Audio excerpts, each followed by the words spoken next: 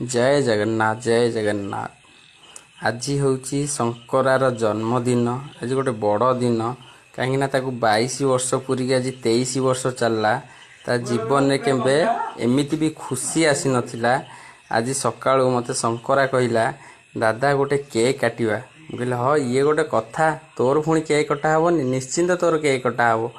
देख गोटे पिला तार गोटे मन अच्छी आज किंतु केक कटा हे निश्चिंत। आज भी देखंतु केक भी कटा चली तार केते खुशी सी अच्छी गोटे मनीष सी आम गाँव रे जेकोसी लोक जहाँ भी ताको कहतु सी शुणे किसी भी क्या किसी कहे जहाँ भी जी बराद करते सी भी आणिकी दिए ता भाया मनीष ये गाँव में बोधे केही भी नहांती किंतु ताकू केही जानी पारंती नाही। देखंतु से केते फास्ट टाइम ता जीवन में आज केक काटुची बहुत खुशी।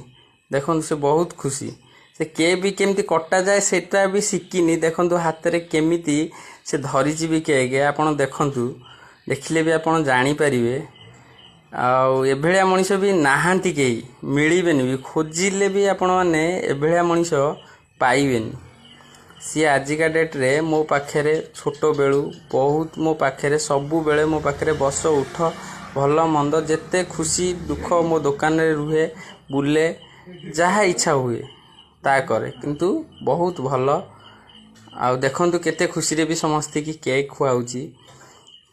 ता भलिया मनीषटे गाँव रे भी केही नाहांती किंतु ताकू बुझीबार अछि बहुत भल। ता अन्यर खुशी रे खुशी हुओ बहुत भल लागियो आपण मानकू। देखो जनक खुशी रे जदी खुशी होउछन्ती आपण माने भगवान बहुत खुशी रखिबे।